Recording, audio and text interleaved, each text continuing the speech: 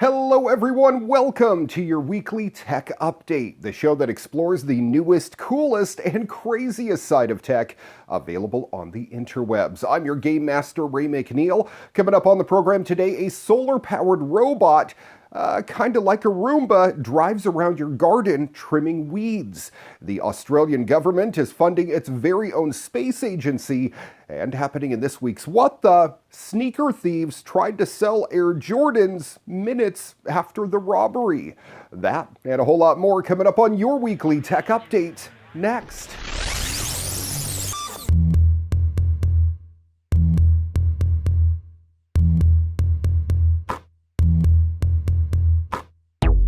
Hi everyone. The tech company that developed the enormously popular Roomba robot vacuum isn't content simply keeping your house looking spotless. With a new Kickstarter campaign, the Massachusetts-based Franklin Robotics is back with a new Roomba-style product. And this time, it wants to clean up the weeds in your backyard. Turtle is a solar-powered weeding robot for home gardens. It's a small robot that lives in a vegetable or flower garden and every day will charge itself up in the sunlight, and when the battery gets full, it wanders around the garden, avoiding plants and obstacles, and then taking care of the weeding. By addressing one of the more frustrating aspects of gardening, it encourages people to start a garden or continue one.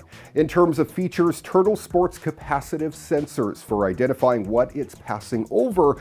If it determines that there is a weed, well, it then disposes them using a spinning string trimmer.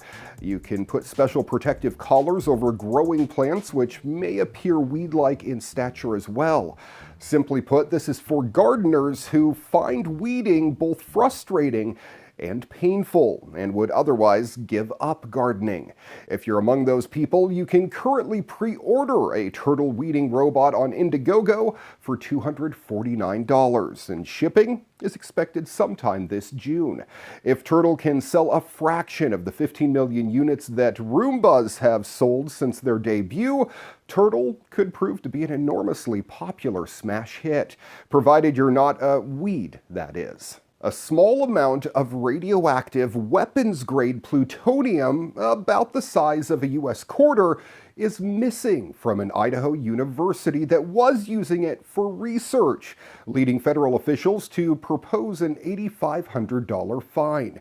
The U.S. Nuclear Regulatory Commission said Idaho State University can't account for about 1/30 of an ounce of the material that's used in nuclear reactors and to make nuclear bombs. The amount is too small to make a nuclear bomb, but it could be used to make a dirty bomb to spread radioactive contamination.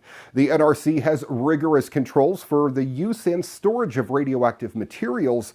The vice president for research at the university blamed partially completed paperwork from about 15 years ago as the school tried to dispose of the plutonium.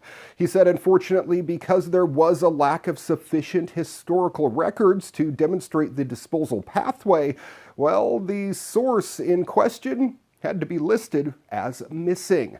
The radioactive source in question poses no direct risk, at least according to the university. Idaho State University has a nuclear engineering program and works with the U.S. Department of Energy's Idaho National Laboratory, considered the nation's primary nuclear research lab and located about 65 miles northwest of the school. The plutonium was being used to develop ways to ensure nuclear waste containers weren't leaking and to find ways to detect radioactive material being illegally brought into the U.S. following 9/11. The university, which has 30 days to dispute the proposed fine, reported the plutonium missing on October 13th, according to documents released by the Nuclear Regulatory Commission. The agency said a school employee doing a routine inventory discovered the university could only account for 13 of its 14 plutonium sources, each weighing about the same small amount. The school searched documents and found records from 2003 and 4 saying the material was on campus and awaiting disposal. However, there were no documents saying the plutonium had been properly disposed of. The school reviewed documents on waste barrels there and others transferred off campus since 2003 and even opened some of them for examination. Didn't find anything there either. Finally, officials searched the campus, but had no luck. The Nuclear Commission said the senior officials at the university plan to return the school's remaining plutonium to the Energy Department.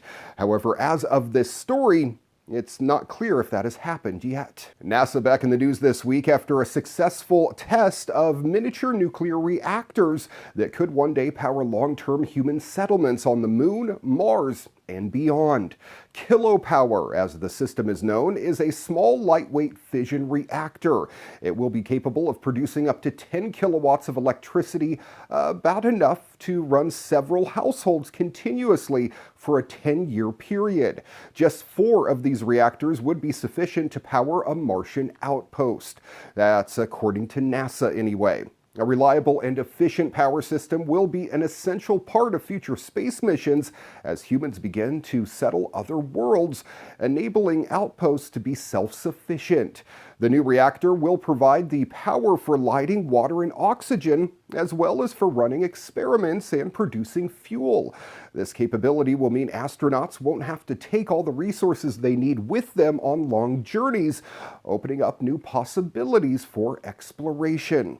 The reactor will be especially useful in the challenging environments of places such as the Moon and Mars, where generating power using solar panels can be difficult.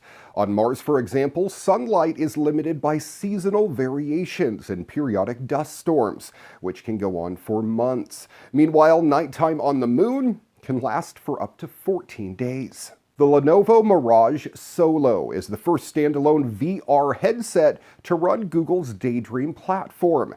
Now, Google has announced that the headset along with the Mirage camera are both available for purchase. These devices work both separately and together. There are over 350 games, apps, and experience in the Daydream VR library that users can take advantage of.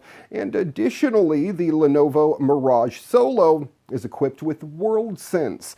That allows for high-quality positional tracking on mobile devices, enabling you to play games without sensors or cameras all around your house.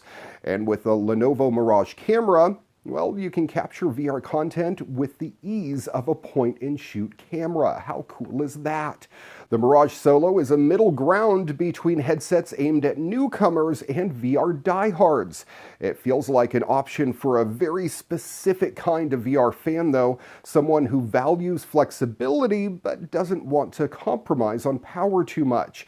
You can get yours right now at Lenovo.com. The headset is priced at $400, while the camera will set you back $300.